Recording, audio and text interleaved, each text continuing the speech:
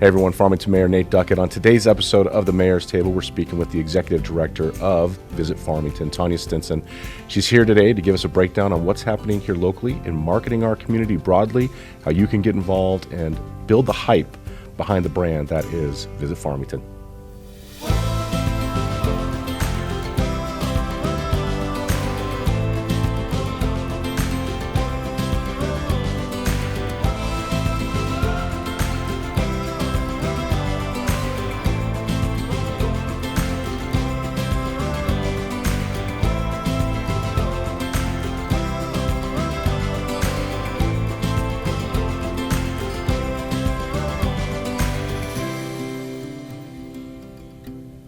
Hey everyone, welcome to the Mayor's Table. On today's episode, we have a recurring guest back with us, our friend, the Executive Director of Visit Farmington, or the Convention Visitors Bureau, Tonya Stinson. Hello, thanks for having me back. Well, it seemed like a timely time to do it. Yeah, there's a lot going on. We always like to have you in the summer because of all the great things you guys do to promote Farmington in the summertime and the fall.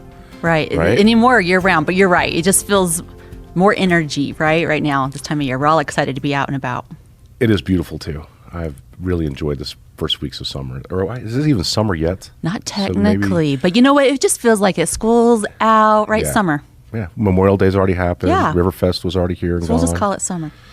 Well, it's a good time to be in the Four Corners area and certainly to be visiting Farmington. And that's exactly what your job is to market Farmington to outside states and markets and bring people here. Right? The funnest job you could have. I got to think it's got to be a Great product, good time. fun topic. Yes, we're very fortunate. I like when I get to be on stage with you because I know you're bringing the light, you're bringing the energy. Thank you. Yeah, it's like you're like Natalie Spruill. You guys both have this real big energy. Well, we about appreciate it because it's people like you in this community that make our job so much fun. Well, we have a good community. Yes, I we do. really believe in it. But a lot of people ask me, kind of what is our focus for tourism? What states are we looking at? Where are we spending our money to try and attract people here? Sure. And you've recently kind of gone through and done an update for the city council on all those kind of topics, including numbers that we look at in regards to is visitation up here in Farmington, what's driving that. So yeah, we'd love to get just all that information from you today. Sure. So outside, of course, growing awareness throughout the rest of New Mexico, which is always important to us as well, we look at our Four Corners states, so Colorado, Utah, Arizona, and then we go out to parts of California and Texas. Those are strong states. We're picking up in Oklahoma, even in Nebraska. So those are the main targets. They're not all, though, because with Nebraska. We're seeing that come up a little bit more on the radar. I've even seen Missouri have a few upticks now and then. So it's fun looking at how we're growing awareness and we're engaging with those visitors. But then with social media, you can go even further out, right? But those were our main targets for our True campaign. And when you do that True campaign, what is involved in that? You said social media obviously is one of those. But right. How do you specifically target those markets? So you do it by interest. We're really targeting those people in those areas. So if they're interested in the things that we feel like we can promote, so it might be national parks, outdoor recreation, cultural. It can even get more specific if you have outdoor recreation. Is it mountain biking? Is it golfing? Is it fishing? What are we looking at? So we really can zero in pretty specifically. That way we're getting the information in front of those that are most interested in it. You know, it's funny. I was just thinking about the fact that the NCAA Division I World Series for baseball is in Omaha, Nebraska. Maybe we should advertise Connie Mack World Series at the College World Series. Since we were targeting Nebraska, there's always those interesting ways. That's how you look at it, definitely. So what I love is the detail of information that you pull out for people's activities in town. And I always tell people, look, they're watching everything. Big Brother is out there. That's right. And it's really marketing companies that want to target you. Yes. But what is the number one thing that's bringing people that you, and however you measure that, bringing people to our city? Right. So first of all, we do use this service. It's called Zardico. So they use in-market credit card swipe and spend, and also cell phone device. And then it has to be coming from a person from more than 60 miles away, and they have to be in market longer than 2 hours. Okay. So when you eliminate those, people are like, oh, those are just people working here or whatever. We try our best to factor that out because we know the nature of our economy around here, that could be a little bit different. Sure. So we look at those things, and that's how we're looking at where they're going, where they're staying, how long they're staying. I think it's 2.3 nights in a hotel and 4.6 nights in short-term rental right now, or for 2024. We're looking at visitation overall. We ended the year 2024 with a 7% increase in visitors. Oh, so that was nice. That is nice. Is that have you seen that trend year over year? No, not necessarily. I mean, the last few years have just been interesting, right? And even now, we've had a nice first quarter, 2025, but everyone is looking at the economy and wondering what's going to happen. But we've started off in a good, strong way, so we'll see what goes forward.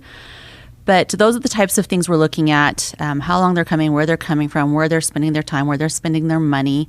Now, if you look at just inquiries again, the top inquiry place to visit when they come here is the Bisti. That's what I hear my team handling phone calls on the backside of social media, coming into our visitor center. Sure. That is where the inquiry is.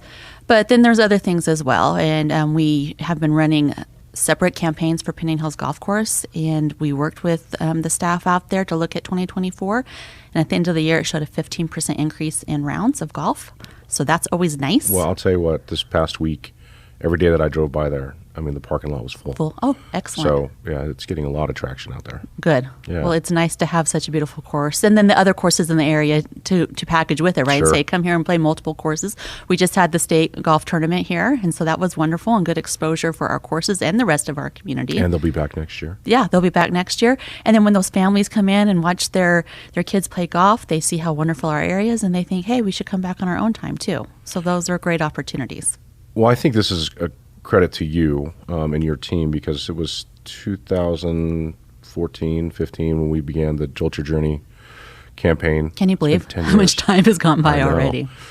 And we've done a lot to build up kind of the infrastructure around that message. Yes. And I still feel like there's so much potential. Like we haven't even come close to reaching where we're going to be in like 10 more years. Yeah, I agree with you. But it was your vision to kind of say we need a rebrand, and I can't thank you enough, because the things that I hear from folks who are coming to visit. So when we've had the state conferences for New Mexico Municipal League or for the Association of Counties, I just did an event for women teachers here. They had their state conference in Farmington for their, I think it was for their sorority or one of those things. Anyways, many of them take the time to come over and tell me, hey, just so you know, I haven't been here in 20 years, or I haven't ever been here before, and I can't believe what's going on in Farmington. Like, you guys are just, I mean, everything is beautiful. The streets are clean.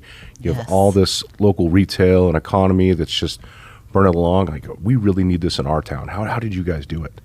So it's a really good story. And I'm just thankful for people, like you, and I'm thankful for the community who kind of came around it, because it was a controversial thing. Jolt Your Journey is still a controversial statement. I hear it all the time. But it gets attention and gets people talking about it. I always say it's an opportunity to educate. Yeah, it's doing its job. It is. Really. I mean, that you don't want to be vanilla. We were asked at the time, do you want to be vanilla? No. Vanilla doesn't really get you anywhere. So, and I'm so grateful to all the people that make things happen. And you bring up such a great point. We hear the same thing when we have different partners come in, and they always compliment Farmington and how beautiful it is and how clean it is. Yeah. We hear that all the time. Well, kudos. Kudos one. There's a lot of workers involved in keeping the parks and the streets and everything clean, but also I believe there's a level of pride that's growing in our community, where maybe that wasn't there in the degree that it's in there now. And I've been pushing this because I tell the kids, if there's one thing you can do for me right now, is to make sure you never litter in your city, never litter in your parks, take care of your property, take pride in where you live. It says a lot about who we are as a community if we do those are small things. Leave it better than how you found it. Yeah. And I think that messaging is working. I think we're getting places with it. I do too. And we just had our annual meeting, and we brought in a speaker to talk about loving your community. And in her talk that morning, she mentioned how the night before, when she got into Farmington, she drove around and she told everybody how she loved our Jolt Your Journey wayfinding signs. And she said, I saw the signs that say Jolt Your Journey and told me all the fun places to go. We had not told her about that before. That is not the first time we've heard that about those fun signs.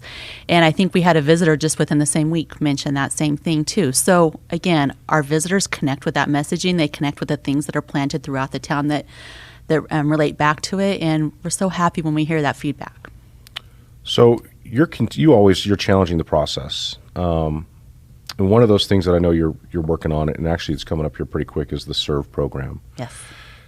And you have done a customer service program in the past. Right. And I don't remember how many people had signed up and taken that class, but it was a significant I think we had number. over 800 people by the time we were done. It was a lot. Awesome. And then now this is a new version of a similar mission. Is that right? So we had contracted with a product before that no longer exists. So we have created our own. You helped us with that. Thank you. So it's called SERVE. So Sparking Excellent Visitor and Resident Experiences. So it is a community pride, but also a customer service class rolled into one. It's just in person. We've tested it, but our first official class is coming up on June 11th, and it takes about an hour and a half. That's kind of dependent on the number of people in the class and the engagement, but it's not bad at all. Yeah. And it's fun, and it helps you remember or maybe learn the resources in your community, why it's great to live here, why people would want to visit here, how you can make those experiences better for others and yourself. Well, it's really important, I think, for folks to take the time. An hour and a half really isn't that long. And by the way, I need to sign up for that because I need to take that too. But understanding the place that you live and understanding your connectivity to its success in so many different ways. But one of those key ways is just being able to know, why do we love this city? Right. Why do we choose to live here? We could choose to live anywhere we want to live.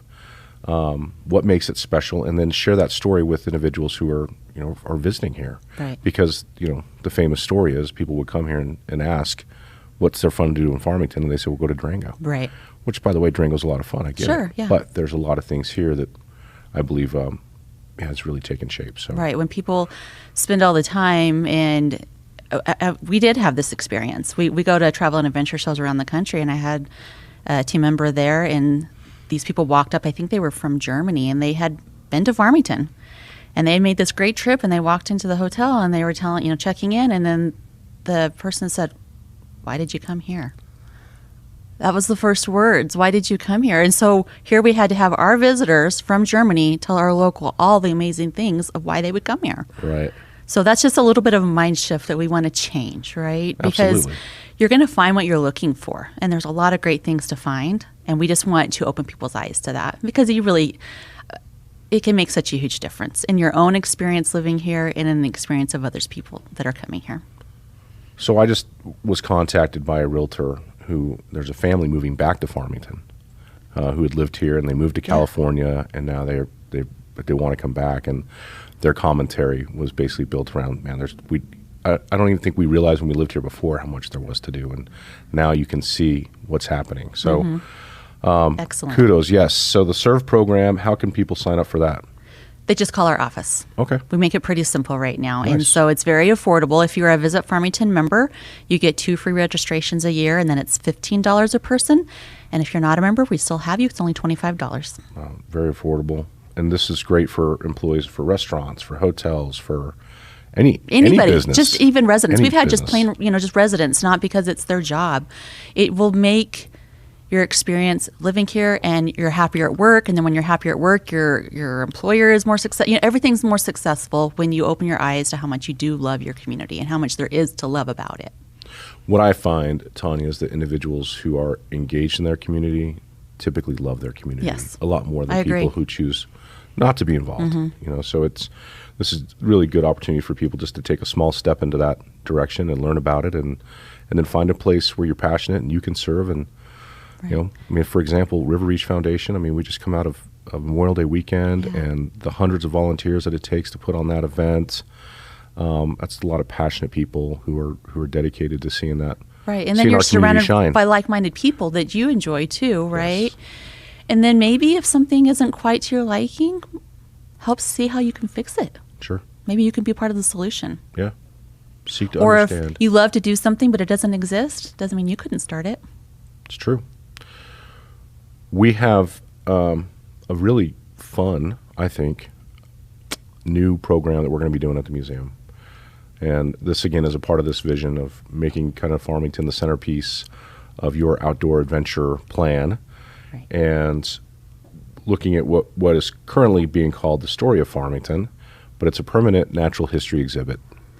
Is that a good way of typifying it? It's that and more. Okay. So it's a really fun partnership between Visit Farmington and the City of Farmington, specifically the Farmington Museum. And I think it's pretty unique because we share space in the same building. And so this will be a museum exhibit, but also an extension of Visit Farmington's Visitor Center. And so it'll take you through starting the natural history part of our area, specifically the Bisteye. So you can learn about that. You can learn why we respect it. You can learn what you're seeing, what it used to look like. I know you've had that experience out there, Mayor. You know, you've had the picture painted, It's really cool. right, of what it used to be and what you see now. And then it will take you through the cultures of the Farmington area and then the industries that have built it, and just tell you that whole story of how we have developed from the time of prehistoric in the Bisteye area to today. And we have been very fortunate to sign on with a really great company that does this type of interpretive plan and design, Reich and Petch, RNP. And they were just here recently for about 3 days doing the initial workshops and seeing things for themselves and working with museum teams and my team and really kind of getting our input on kind of how we see it and then mixing it with their expertise of how to do this. And so it's really an exciting process. So I've wanted to have a permanent exhibit for a long time. I love the traveling exhibits too, by the way, and those aren't going away. So I want to make sure people know that. Exactly. We will still have There's lots of room in that building. lots of room. But this just, for me, anytime I go to a community that has a museum, I want there to be some local component built into it so I can understand more full what the story of that area is. Right. So this is going to be exciting. What does the timeline look like? I know right now, obviously, we're just in planning. Right. And then we got to fund whatever it is that we're going to do. Exactly. So, but what's the planning? So part? the planning for this initial phase is from now until I think it's end of August, September. That's to get phase 1 done. Then depending on funding, we're hoping we have the funding that we could run phase 2 and 3 at the same time and have that complete planning and design work done by the first part of next year. Okay. And then we would have to start over with money and plans for true fabrication and installation. Well, I know this has been a labor of love. When Julie Baird was with us, obviously her background in museums, and she had gone down to Houston to look at one. It was really an oil and gas. Well, it was oil and gas, but it was so much more. The visuals of that was just incredible. So, and I know some of that's going to be incorporated into this too. So for folks who have donated money, you know, in regards to the history of oil and gas in this community, that's part of the industry that built us and the natural history. That's it's interesting how it all weaves together, right? Right. So, well, wonderful. Well, thank you for your assistance with that as well. Talk a little bit about what I see as the best community calendar anywhere. Thank you. We had needed something for so long on where people could go for a one-stop shop to find what's happening in the city and the surrounding areas, and that farmingtonnm.org website is the place to do that at. And it's a bright and vibrant website, by the way. Thank you. Always, every time I pull it up, I get excited. So, talk a little bit about that, and if people have events, what they need to do to get it listed. Sure. So farmingtonnm.org, like you said, calendar of events. Check it daily. We're adding things every day. And anybody that has an event in San Juan County, New Mexico that's open to the public, when you go on events calendar, there's a drop-down box. And at the bottom it says submit an event. And you just upload all the content. Please, as many details as you have, because my team won't know your event. And they can't create a robust listing for you like you can. You want to attach a picture. A picture is better than a flyer because you're not going to be able to read all the words on a flyer, but something that really excites people about your event and draws their eye to it. So they'll want to click on read more and find out more about it. But check daily because we're adding stuff there all the time. But please, we welcome all your events to be submitted. And it can be a meeting, like I said, as long as it's in the county and it's open to the public, usually it can go on there. And on that same website, you have a travel blog. Yes. So my team added a travel blog in 2023, was just kind of tiptoeing their way into it a little bit, but they saw that it was getting a lot of traction. A lot of traffic was being driven to our members' websites as well when they're mentioned in the blog. So they made an effort in 2024 to post 2 times a month. And we have noticed that when people enter our website through the travel blog, they are on it 3 times longer. And I think they dig in 37% deeper into the website and spend more time there. And then we post about it on social media. That is the most click-through link is the travel blog. So it's been really nice for... What is a travel blog? So just describe that. Just writing on a subject. So maybe it's those fun things to do for teens, which I think is something we're writing right now. That's why it's top of mind. Or it might be how to visit the national parks in the area, or it might be hiking trails in Farmington, or summer days, or it's just on a topic, and it integrates what there is to do at a certain time of year. It might integrate a little bit for SEO purposes. It might be working with our members and trying to get them a little bit more visibility. So a variety of things, but we just plan out that content calendar at about a year at a time and look at what we think is going to be the most interesting to our potential visitors, but our locals too. Interesting. I need to read these travel blogs. Yes, read our blogs. Yeah. People are always asking me, what are there things for teens to do? And I think of a million of them. Right. And I'm like, well, what about this? You and I what about both. this? Exactly. It's reframing your mind and how you look at those things, right? But so we are. I think Chantel's working on that right now. The last conversation I had with the guy, he was talking about go-karts. You know what? We need like a K1 go-kart place here. And I'm like, that'd be great.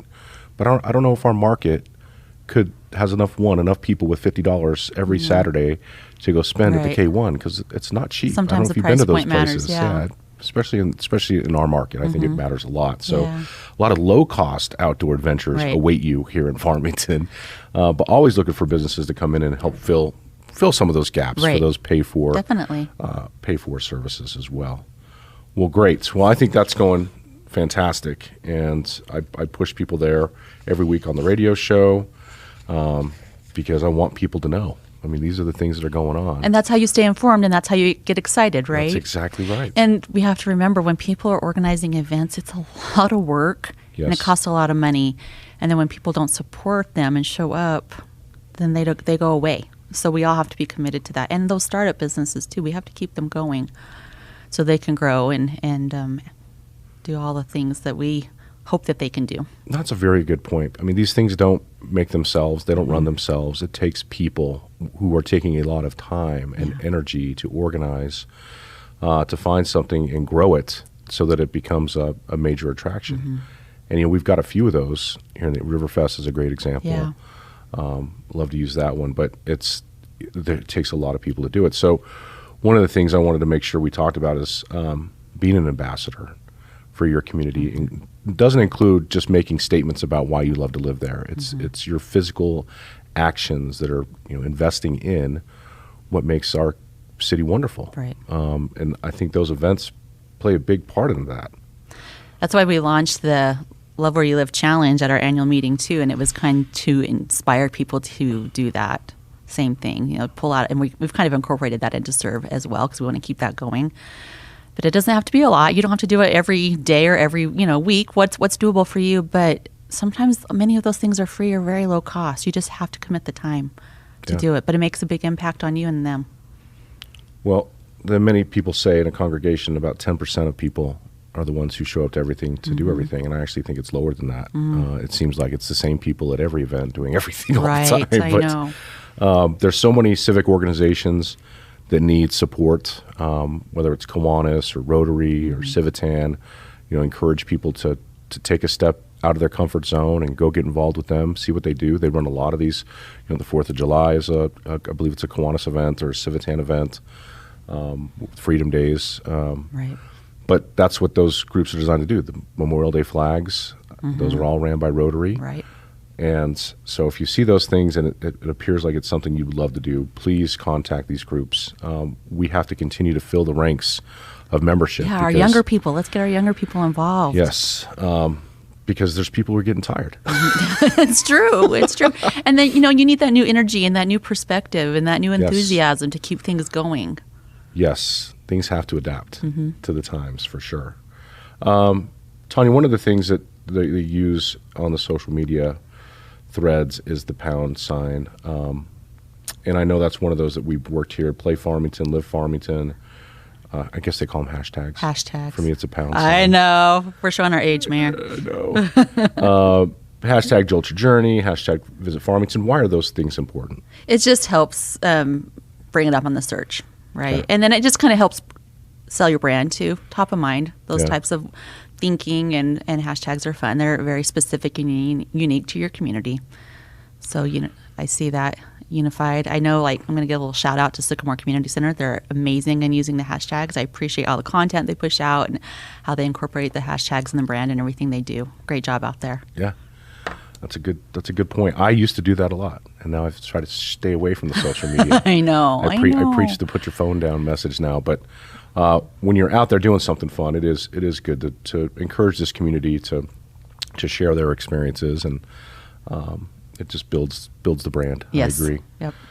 I didn't put this on our list of things to talk about, but any updates from film here in the Four Corners? I mean, we've got the backlot built, we've got TOTA and everything that's going on there. I believe we've got a site index now for sites in Farmington or the surrounding areas to film.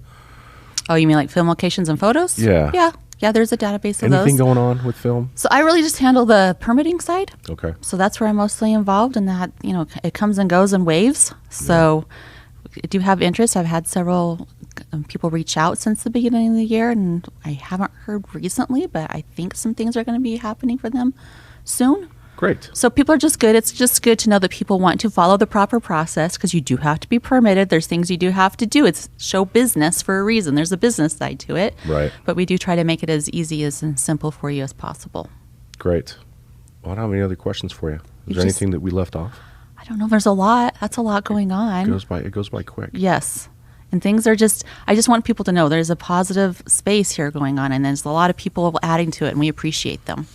Well, I appreciate you all doing that as well, and your team with Ingrid and Chantel and Shaquelle and Isabella. I mean, it's a 5-man crew with you over there, but you're telling the right story and keeping people focusing on what is positive. It's too easy to get drawn down into negativity on things. It is. When you build yourself a kind of that support group around you that are positive people doing fun things in your community, it really does impact your quality of life. It makes it so much better. It does. And I think that's what we learned with Serve, too. When you take that class, you walk away feeling uplifted, because we just want to be, it's not that we're saying everything's perfect, but we're showing how we can be in that more positive space and have things go towards closer to perfect. Absolutely. Well, Tonya Stinson, thank you for joining us this morning on the Mayor's Table. Thanks for having me again. So good to see you. Absolutely. I hope you have a great summer. Same. I'm sure we'll be seeing each other, because we're going to be at all the things, right? We're going to be at all the things. Yes. That's what we do. So, well, thank you all for tuning in today. Make sure you check out the calendar of events at the farmingtonnm.org website. Check out the travel blogs.